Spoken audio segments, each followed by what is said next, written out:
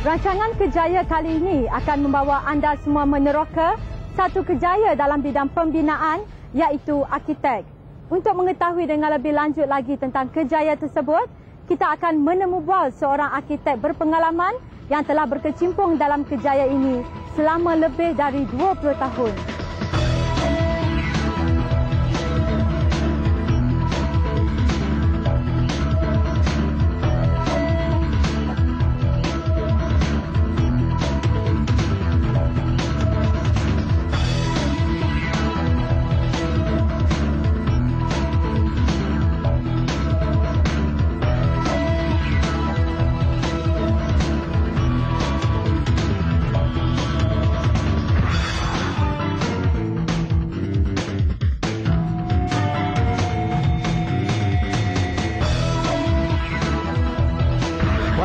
Can be broadly classified under four main stages of work: schematic design, design development, contract documentation, and contract implementation. Under schematic design, we start by working out a concept, a theme, and that theme will dictate every design decision that we make thereafter. We will generate the floor plan as well as the general form of the building. We have to take into consideration the user's requirement, and then we will work out the planning issues like density and so forth. Once we arrive at the plan as well as the general form, we will prepare the plans and we will submit it to the planning authorities in order to get approval. This is the schematic stage. Once we get the planning approval, then we can move on to the next stage, which is the design development stage. Here, we will look into the design of the building at greater detail. We will study how the various elements are put together. We will work out the sizes, door and window sizes. We will select the materials and finishes, and we will also prepare the full set of building plans that will reflect how the building is going to look like at a more detailed level. Once the building plans have been completed, we will then submit it to the relevant authorities. At this point, we also coordinate with other consultants to enable them to proceed with submission to the relevant authorities. Once we get all the required approvals, then we are ready to start our building work. But before we actually start work at site, we have to go through the contract documentation stage, where we prepare the specifications and detailed drawings, and we call tender from a panel of contractors. We will After we receive the various tenders from the contractors, we will normally call interviews of the shortlisted contractors. Thereafter, we submit a tender report to our client and make our recommendation. Once the contractor has been selected, then the construction can start at site. Thereafter, this is the contract implementation stage. The duties of an architect is to supervise the work and to certify the progress of the work done in order to enable the contractor to collect the money. We will also coordinate with the other consultants regarding the relevant parts of work to make sure that everything is integrated. So our duties actually is quite broad. It ranges from, at the outset of a project, we advise our clients on the feasibility of the project. Then we get involved in the design, the conceptualization of the project. We develop the design. We put flash to the building. Then we are also involved quite often in the market in the formalization of the marketing strategy of a developer. Then we have to coordinate with the various government departments to make sure that we get all the required approvals, and sometimes this is a rather tedious process. Thereafter, then we have to look after the project when it's under construction. So our involvement normally stretches from any time from 1 year in the case of a bungalow project, a simple project, to years, maybe 4 to 5 years with a normal housing project, for instance.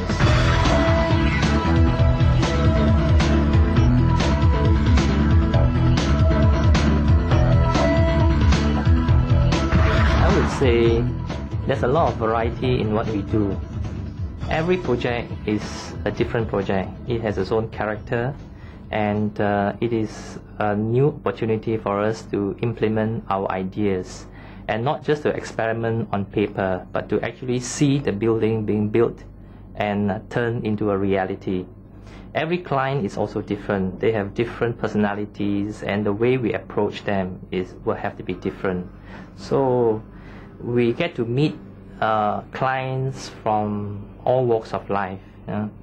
They might be lawyers, or they might be what you call a corporate person, and their needs are very different. So we have to learn how to understand them and to translate their needs, their requirements into three-dimensional form.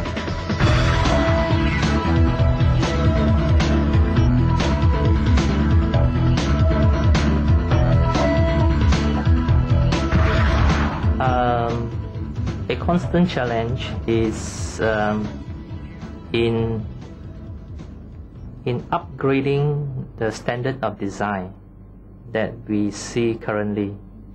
Every new project that I undertake, I strive to achieve a design standard which is higher than what you see in the surrounding, in order that it can set a standard for others to follow. If also, most clients will tell us that they want us to design a good building for us, but their budget is limited. So we strive to create more with less. We try to achieve high quality design by using relatively economical materials. We also, another challenge that I face constantly is to convince our clients in the value of our services. Most clients will tell us, or they believe that they are overpaying us, but we always believe that we are being underpaid.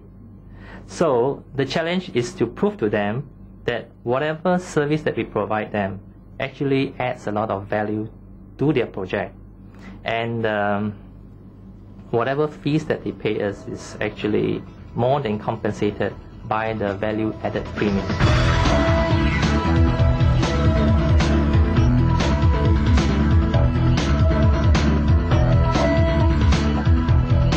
There's a mindset amongst a lot of developers that what is important is better.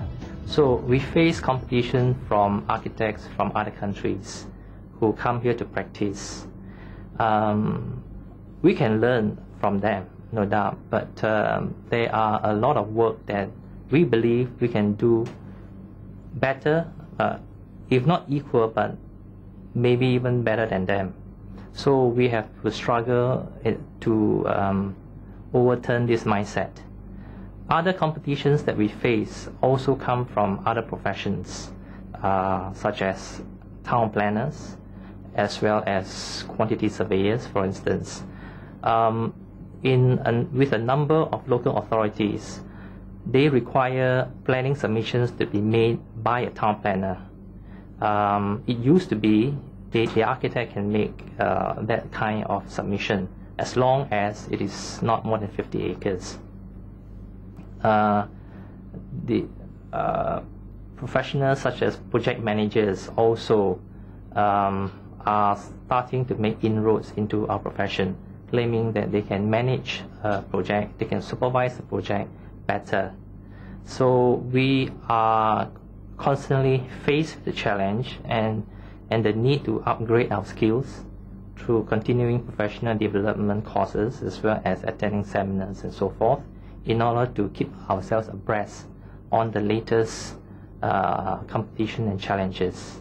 We got to keep on upgrading ourselves with IT in order to keep ourselves abreast with the latest technological development as well.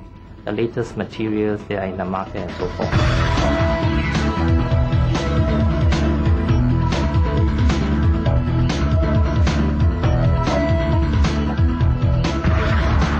We believe that we have a strong social responsibility to enhance the quality of our environment. Architecture is a reflection of the way we live, our lifestyle. So if we create good architecture, we can enhance that lifestyle, as opposed to doing an ugly building. Whatever we do stands for all to look at. They will compliment it or they will curse it. So it depends on which you wish on your buildings. We also believe that we have a role to play in nation building. In a rapidly developing country like Malaysia, there's a strong demand for housing and commercial properties and industrial properties. But we must be careful in order not to turn our cities into urban slums.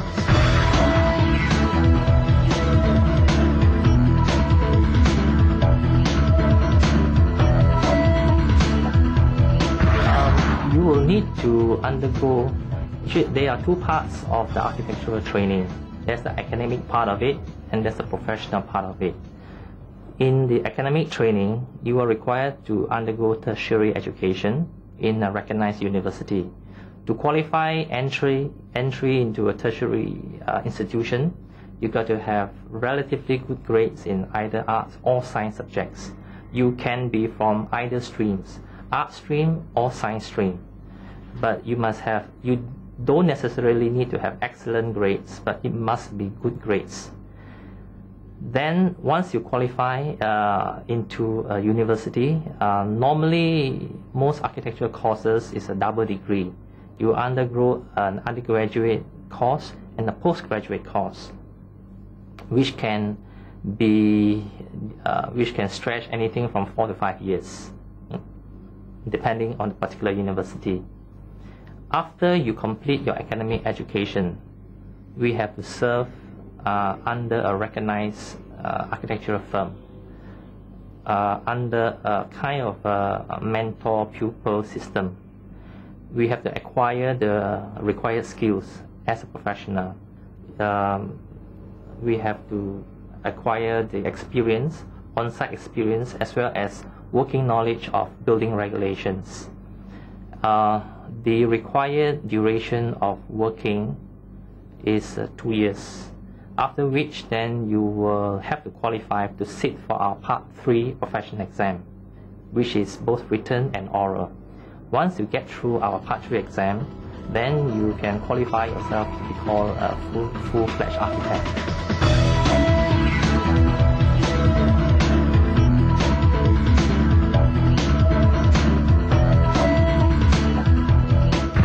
Kejaya kali ini akan memaparkan satu lagi kejaya dalam bidang pembinaan, iaitu juru ukur bahan. Apakah sebenarnya kejaya sebagai juru ukur bahan? Saya akan bawa anda semua melihat kejaya ini dengan lebih dekat lagi.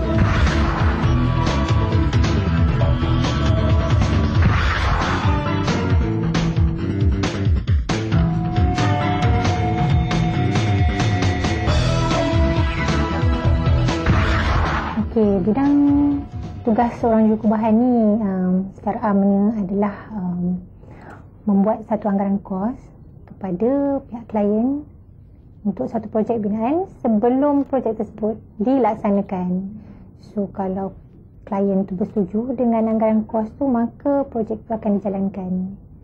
Selain itu, dia juga menasihatkan pihak klien lah tentang belanjawan projek yang bakal dibina atau dari reka bentuk yang dihasilkan oleh profesion lain lah.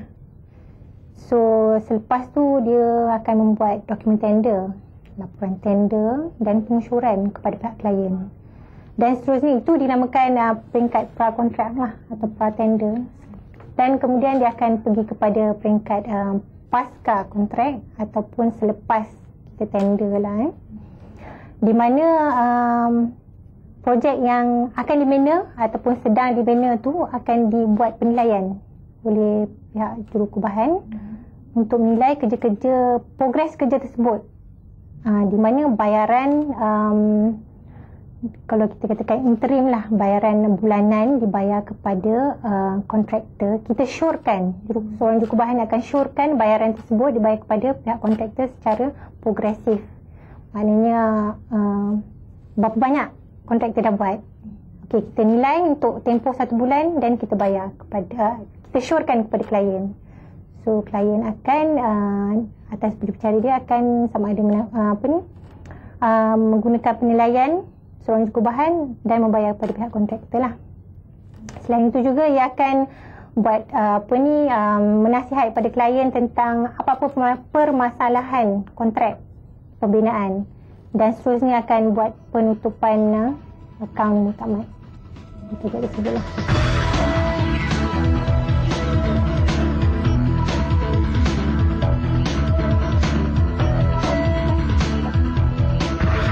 Menarik, okey. Dikatakan menarik, boleh dikatakan satu profession di mana seorang jurukubahan tu akan pelajari, bukan mendalam lah, aspek arkitektur. Dia akan tahu aspek kejuruteraan awam, kejuruteraan struktur dan juga kejuruteraan mekanikal dan elektrikal. Juga ada juga sikit input untuk land surveying. And then bila you tahu benda-benda tu, maknanya you akan peka tentang persekitaran. Macam mana benda ni dibuat?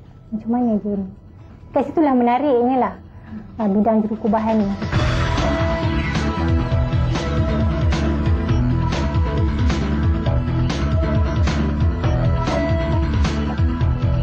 Cabarannya, I think biasa semua profession pun macam tu. You kena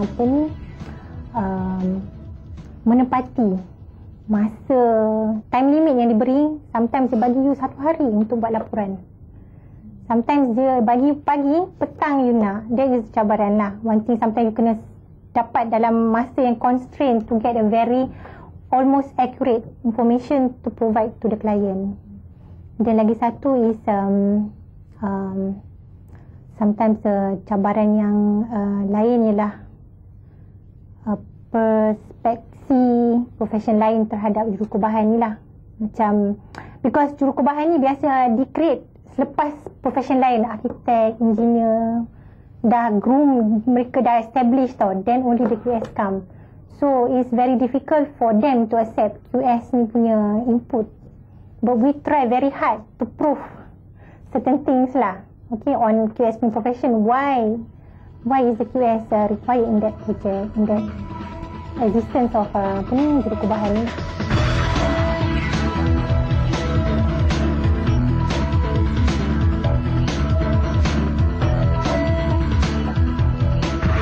Persaingan macam I mentioned just now, profession lain dia tak berapa bersetuju lah dengan profession jurukubahan ni. Then even nowadays sekarang ni dia perisian komputer yang canggih-canggih dah mula nak take over, tapi it's only part of the sebahagian daripada ni lah kerjaya jurukubahan ni. Contohnya kerja-kerja pengukuran kerja ni, okey, perisian komputer sekarang dia hampir boleh mengeluarkan kuantiti pengukuran tu. Contohnya Arkitek punya software, you can just you boleh ambil scan daripada drawing, dia boleh ambil area ke to that extent lah. So dekat situ mungkin pengurangan skop kerja jurukubahan ni mungkin in future akan dikecilkan lah.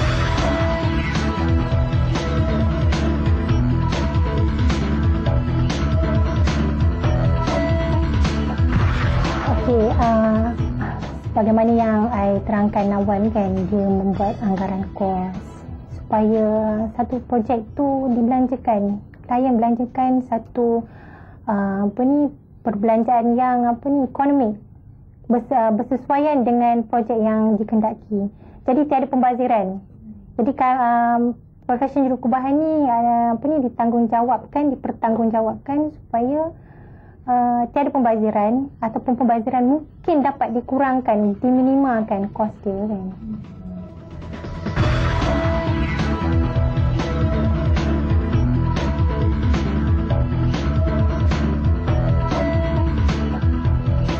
Kelaskan untuk menjadi seorang jurukubahan, yang pertama lulus di pelajaran Malaysia dengan mendapat kredit dalam matematik dan bahasa Malaysia atau bahasa Inggeris. Kemudian lulus ijazah sarjana muda kubahan daripada universiti yang diiktiraf oleh lembaga jurukubahan. Dan seterusnya untuk menjadi seorang jurukubahan berdaftar, seseorang lepasan ijazah jurukubahan perlu membuat menduduki beberapa peperiksaan untuk melayakkan dirinya. Peperiksaan tersebut kena lulus lah, keputusan dia kena lulus untuk melayakkan dirinya diiktiraf sebagai jurukubahan berdaftar. Semoga anda dapat mempelajari kejayaan sebagai seorang arkitek menerusi paparan sebentar tadi. Pastinya ia dapat membantu anda memilih bidang kejayaan yang anda minati.